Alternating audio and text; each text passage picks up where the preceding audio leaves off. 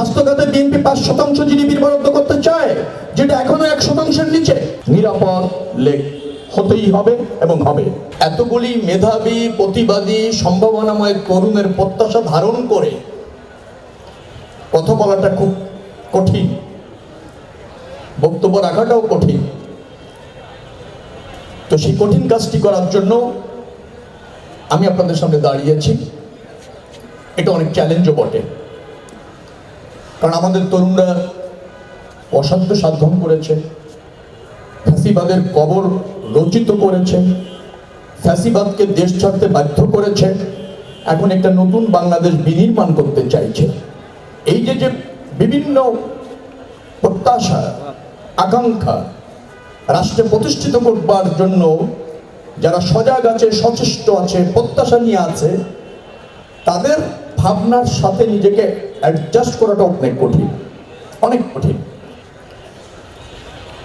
আমাদের তরুণদের কাছে আমার প্রথম আগে আহ্বান আছে একটা, সেটা হচ্ছে তারা যেভাবে সাহসী, যেভাবে প্রতিবাদী, যেভাবে সমাজটা দেখতে চায়, রাষ্ট্রটা দেখতে চায়, তার আগে আমার আহ্বান হচ্ছে একটা তাদের প্রতি, তারা একটা জায়গায় আরেকটু বেশি মনোযোগী হবে। সেটি হচ্ছে রাষ্ট্র কিভাবে পরিচালিত হয়, সেই জায়গায় মনোযোগী হতে হবে। রাষ্ট্রের 3টি বিভাগ, শাসন বিভাগ, আইন বিভাগ, বিচার বিভাগ কিভাবে ফাংশন করে জানতে হবে। রাষ্ট্রের সাংবিধানিক প্রতিষ্ঠান, সেবা খাত, স্বায়ত্তশাসিত প্রতিষ্ঠান কিভাবে ফাংশন করে তা জানতে হবে।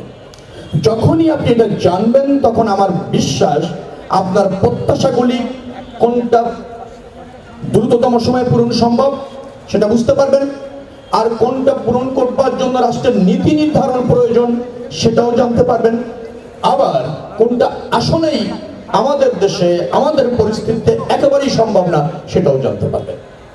যার ফলে এই সম্ভাবনাময় যারা তরুণ, তাদেরকে আমি অনুরোধ করব যে আমাদের রাষ্ট্র ব্যবস্থাপনাটা কিভাবে হয়।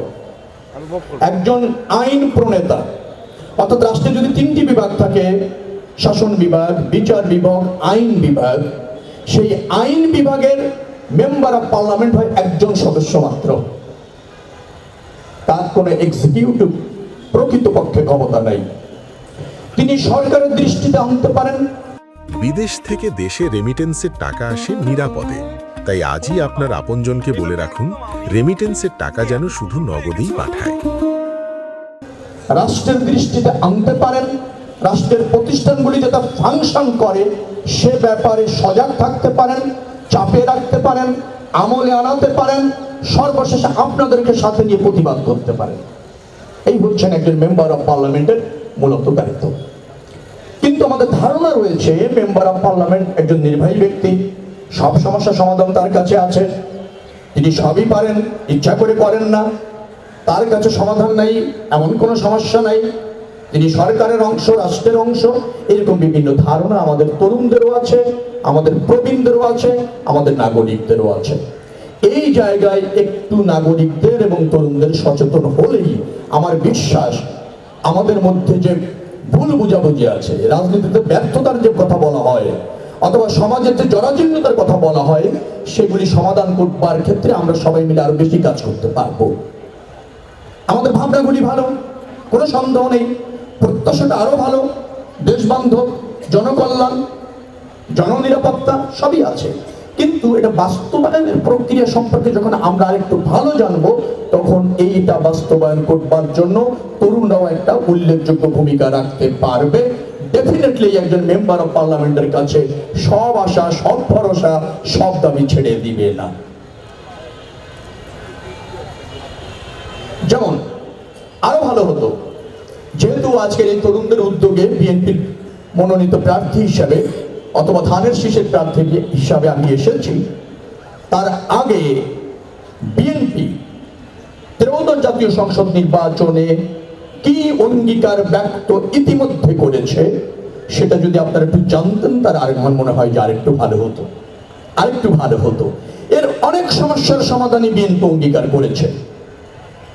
একটি বড় রাজনৈতিক দল আপনাদের ভোটে নির্বাচিত হতে চায়, বাংলাদেশে নতুন রাজনৈতিক পরিবর্তন চায়, রাষ্ট্র ব্যবস্থাপনার গুণগত পরিবর্তন চায়, তার যে ইস্তেহার, তার যে অঙ্গীকার, সেটার উপর ডেফিনেটলি আপনাদেরকে আস্থা রাখতেই হবে।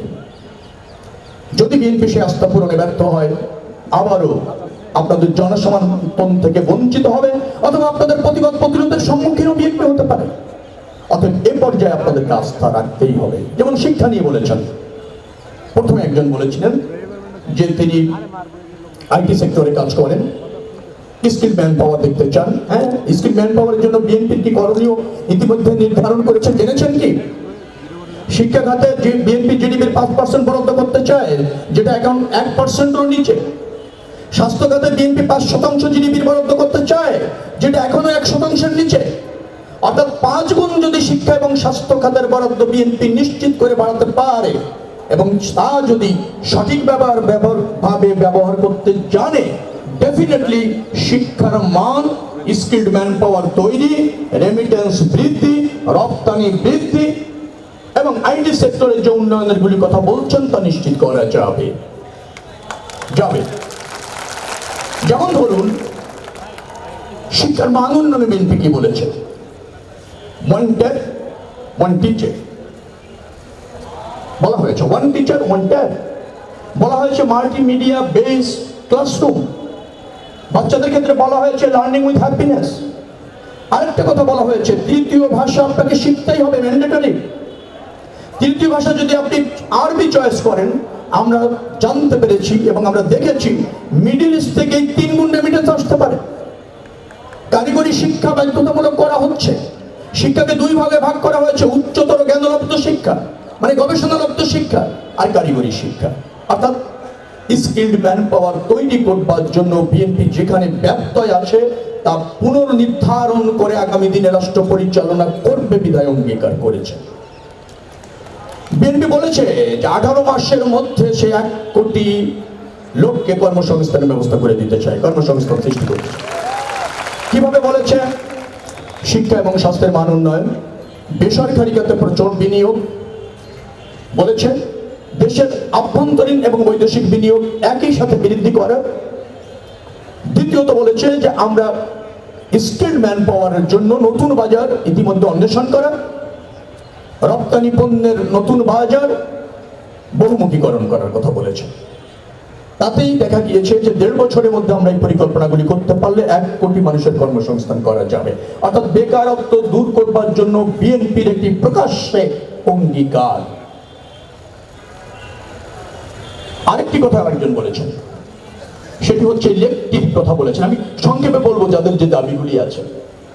লেকের সর্বোত্তম ব্যবহার আমরা করতে চাই। আমরা ধানমন্ডি সোসাইটির সাথে বসেছি, নিরাপদ লেক হতেই হবে এবং হবে। সার্বজনীন ব্যবহারের লেক, সব বয়সের আবাল বৃদ্ধ বনিতা এই লেকে নিরাপদে সার্বক্ষণিক একটি মানে যেটাকে বলা হয় জনবান্ধবী স্থান আমরা পরিণত করতে চাই। এটা পরিচ্ছন্ন করা দরকার, নিরাপত্তা বৃদ্ধি করা দরকার, আর একটু মনোরম করা দরকার, বাণিজ্যিক ব্যবহার কমানো দরকার। দেশের পাশে যত্র তত্র যেখানে সেখানে অপরিকল্পিতভাবে মানহীন যে সমস্ত ব্যবহার হচ্ছে, অবশ্যই তা নিয়ন্ত্রণ করা হবে। তবে মনে রাখা দরকার, এটা করছে সিটি কর্পোরেশন। তারা ইজারা দিয়ে কিছু অর্থের লোভে এই চমৎকার লেকটি, যেটা ধানমন্ডিবাসীর এখন গলার কাটা হতে চলেছে, আমরা এটার আমূল পরিবর্তন করব সম্পূর্ণভাবে। আমি আবারও বলছি, নিরাপদ হবে, শৃঙ্খলা ফিরে আসবে, মনোরম হবে, সব বয়সের মানুষ সেখানে এসে তিনি এই লেকের পরিবেশটাকে এনজয় করতে পারবেন। এই দায়িত্ব আমি নিয়েছি এবং এটা আমি প্রতিষ্ঠিত করে ছাড়বো ইনশাআল্লাহ। লেকের সংস্কারে আরেকজন বলেছেন, খুব ভালো কথা বলেছেন, যে এখানে যোগা বা একটা জিম করা যায় কিনা। লাইব্রেরির কথা আমি এগ্রি করেছি। আমি এও বলেছি, এখানে সোসাইটি যদি একটা লাইব্রেরি এখনই করতে চান, সেখানে আমার সর্বাত্মক সহযোগিতা রয়েছে, কন্ট্রিবিউশনও আছে। আবার যদি নির্বাচনে পরে করতে চান, সোসাইটির সাথে আলোচনা করে ডেফিনেটলি সার্বজনীনভাবে উন্মুক্ত থাকবে, নিয়ন্ত্রিতভাবে যে কোনো মানের বই পাওয়া যাবে, এরকম একটা লাইব্রেরি আমরা এখানে প্রতিষ্ঠিত করে ছাড়বো ইনশাআল্লাহ।